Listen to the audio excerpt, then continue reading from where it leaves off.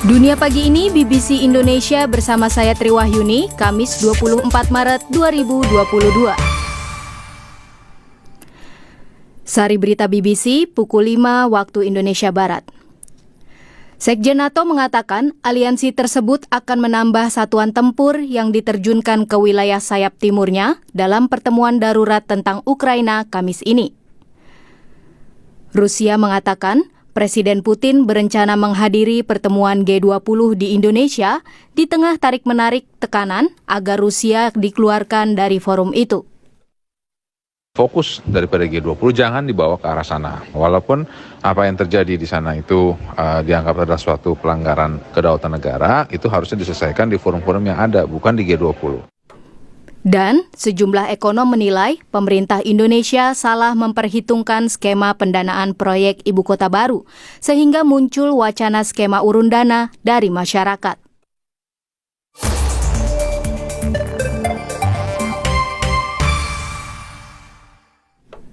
Berita selengkapnya.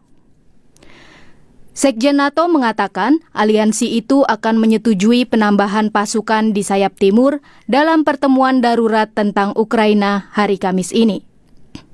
Jens Stoltenberg mengatakan 4 satuan tempur akan diterjunkan ke Slowakia, Hungaria, Bulgaria, dan Romania untuk menangkal ancaman dari Rusia.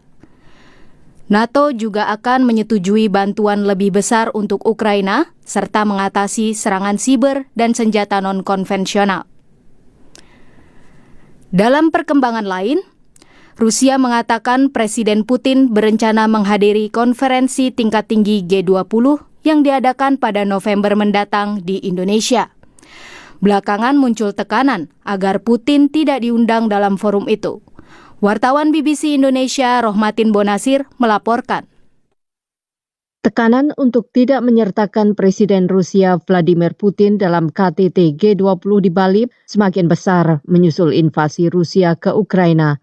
Amerika Serikat berargumen dengan adanya serbuan ke Ukraina, maka lembaga-lembaga internasional tidak bisa bertindak sebagaimana mestinya, walaupun tidak jelas bagaimana sang Presiden Rusia dilarang hadir kalaupun diputuskan. Dan Duta Besar Rusia untuk Jakarta, Ludmila Vorobieva, menepis seruan agar Rusia dikeluarkan dari G20. G20 bukan forum untuk membicarakan atau memecahkan krisis seperti ini. Itu adalah forum untuk meningkatkan situasi ekonomi dan menyelesaikan masalah-masalah yang sebagian besarnya ekonomi. Tentu pengusiran Rusia dari forum seperti ini tidak akan membantu menyelesaikan masalah ekonomi. Sebaliknya, tanpa Rusia itu akan sulit dilakukan. Kementerian Luar Negeri Indonesia sejauh ini belum mengeluarkan tanggapan atas kehadiran Presiden Putin dan tekanan untuk mengeluarkan Rusia dari G20.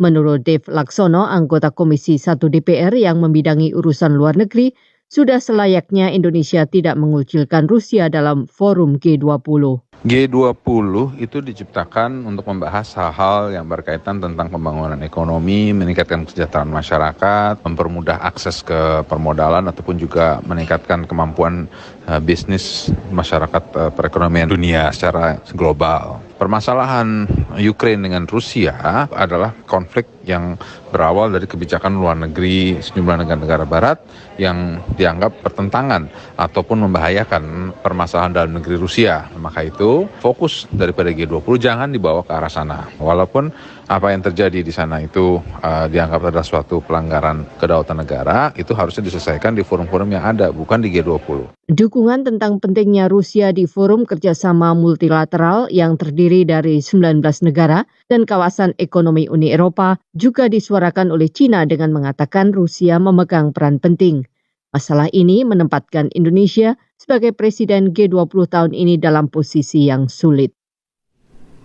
Pendengar, pemerintah Indonesia dinilai salah memperhitungkan skema pendanaan proyek Ibu Kota Baru sehingga muncul wacana untuk membentuk skema urun dana dari masyarakat. Pemerintah sedang mencari investor untuk proyek Ibu Kota Baru setelah calon investor asal Jepang, SoftBank, mengundurkan diri.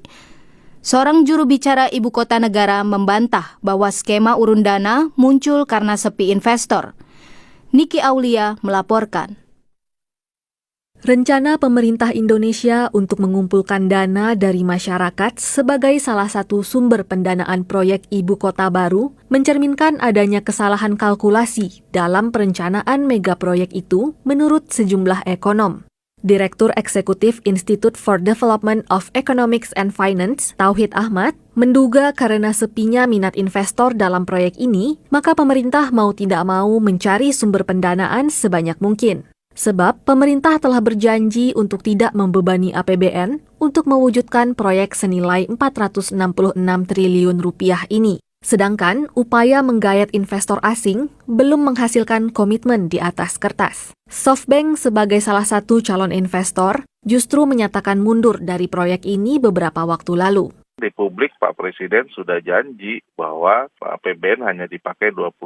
Ya. Akhirnya modelnya crowdfunding. Crowdfunding saja kan investasinya dari masyarakat ya. Mereka silakan yang punya uang pribadi-pribadi masukkan ke ini terus dikelola, diinvestasikan ke proyek-proyek yang ada di IKN. Saya kira ini bukti nyata bahwa terdapat problematika ataupun miskalkulasi dalam skema pendanaan yang sudah ditetapkan ya dalam rencana program dan anggaran IKN. Ekonom lainnya dari Center of Economic and Law Studies, Bima Yudhistira, menilai ada risiko politik yang menghantui sehingga calon investor ragu-ragu menanamkan modal di megaproyek ini. Sebab tidak ada jaminan penerus Presiden Joko Widodo yang masa jabatannya berakhir pada 2024 akan berambisi sekuat ini untuk memindahkan ibu kota negara. Nggak ada kekhawatiran meskipun sudah menjadi undang-undang IKN, tapi Presiden yang akan terpilih berikutnya itu bisa mengeluarkan perpu untuk menganulir undang-undang IKN. Artinya tetap ada resiko politik yang ditanggung investor. Selain itu, Bima mengatakan opsi mengurun dana dari masyarakat tidak tepat dan tidak ada urgensinya. Karena biasanya urun dana atau crowdfunding itu lebih dimanfaatkan untuk proyek-proyek sosial. Sementara IKN ini kan join dengan investor ataupun sifatnya relatif lebih komersil. Itu yang menjadi satu pertanyaan besarnya, apakah masyarakat juga akan tertarik gitu untuk crowdfunding atau urun dana di proyek IKN? Sebenarnya dari sisi masyarakat kan sekarang juga sedang menghadapi tekanan biaya hidup, kenaikan harga energi, kenaikan harga pangan, minyak goreng naik. Kalau disuruh urun rembut untuk IKN kan artinya ini nggak pas ya. Ketua Tim Komunikasi Ibu Kota Negara, Sidik Pramono, membantah pandangan itu. Menurut Sidik, pemerintah membidik berbagai sumber pendanaan karena tak ingin membebani APBN. Ini muncul bukan karena ada calon investor yang tiba-tiba menyatakan tidak tertarik lagi untuk berinvestasi di program pembangunan IKN, bukan itu. Justru ini pemerintah mengeksplorasi skema-skema yang sah dan dimungkinkan berdasarkan ketentuan peraturan perundang-undangan. Pemerintah tengah merancang peraturan mengenai detil pendanaan proyek ibu kota baru yang ditargetkan akan terbit paling lambat pertengahan April mendatang. Di dalam aturan itu akan tercantum skema mengenai sumber-sumber pendanaan megaproyek ini baik dari APBN maupun non-APBN. Baca laporan mendalam tentang pendanaan untuk ibu kota baru di bbcindonesia.com.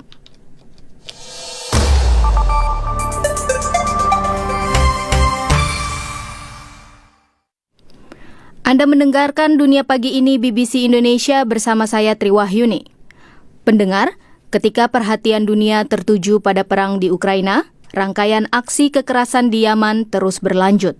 Sedikitnya 800 serangan udara dilaporkan hanya dalam 4 bulan terakhir, ketika jutaan orang di negara itu terancam bencana kelaparan. Berikut laporan koresponden khusus BBC Nawal Al-Maghafi yang dirangkum oleh rekan Jerome Wirawan untuk Majalah Udara.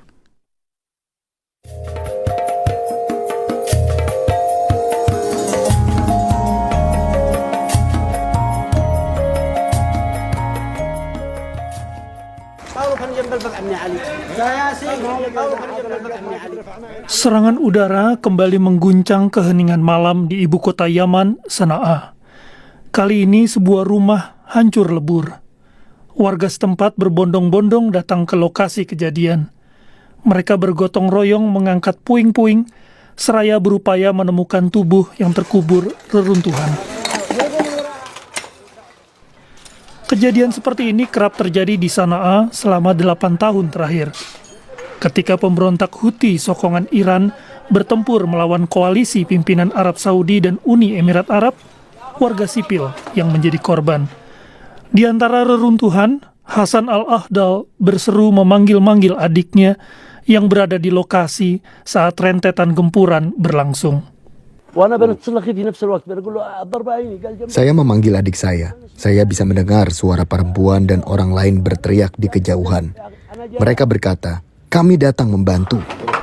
Serangan udara pertama menewaskan seorang mantan kepala sekolah penerbangan yang terkait dengan kelompok Houthi.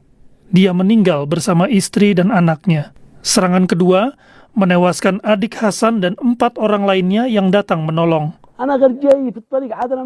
Saya bergegas datang menolong. Lalu saya mendengar serangan kedua. Rumah itu langsung rata. 2 serangan berturut-turut adalah taktik yang dilakukan pihak penyerang. Serangan pertama diarahkan kepada target, sedangkan serangan kedua ditujukan kepada orang-orang yang berdatangan untuk membantu korban. PBB telah mengecam taktik tersebut dan mengatakan menyerang orang-orang yang menolong tergolong kejahatan perang. Koalisi pimpinan Arab Saudi dan Uni Emirat Arab berdalih bahwa mereka membidik kamp-kamp Houthi di Sanoa. Aksi itu sendiri merupakan balasan dari serangan drone Houthi ke Uni Emirat Arab.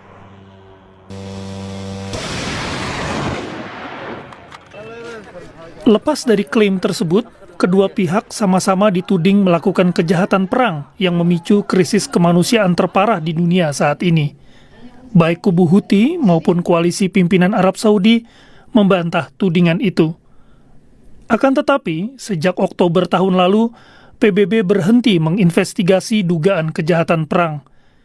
BBC lantas bertanya kepada Radia Al-Mutwakel, pegiat HAM di Yaman, mengenai dampaknya. Dewan HAM PBB gagal memperbarui mandatnya untuk menyelidiki kejahatan perang di Yaman. Apa dampaknya?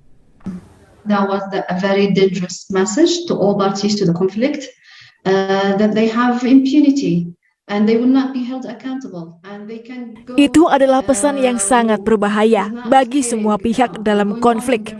Pesannya adalah mereka punya impunitas dan tidak akan dimintai pertanggungjawaban dan mereka bisa terus melakukan pelanggaran di lapangan. Pesan ini diterima dengan sangat baik oleh pihak-pihak dalam konflik.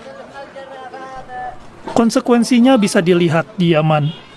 Saling serang antara kedua pihak telah menimbulkan lebih dari 400 korban jiwa pada Januari dan Februari saja.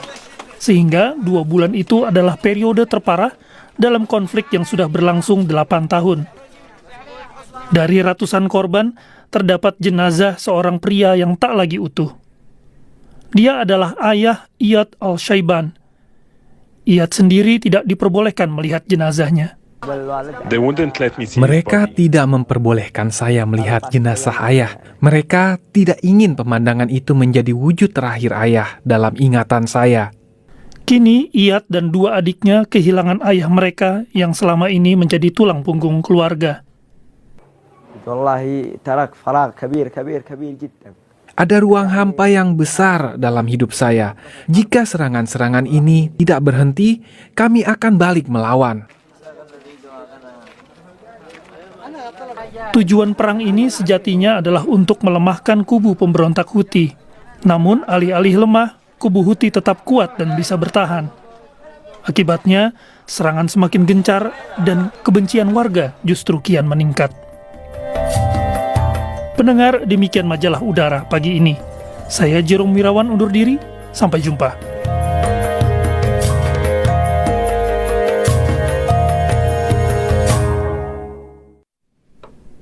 Pendengar, berita Indonesia dan mancanegara serta berbagai artikel lain dapat Anda ikuti di situs bbcindonesia.com. Demikian Dunia Pagi ini BBC Indonesia, saya Tri Wahyuni, sampai jumpa.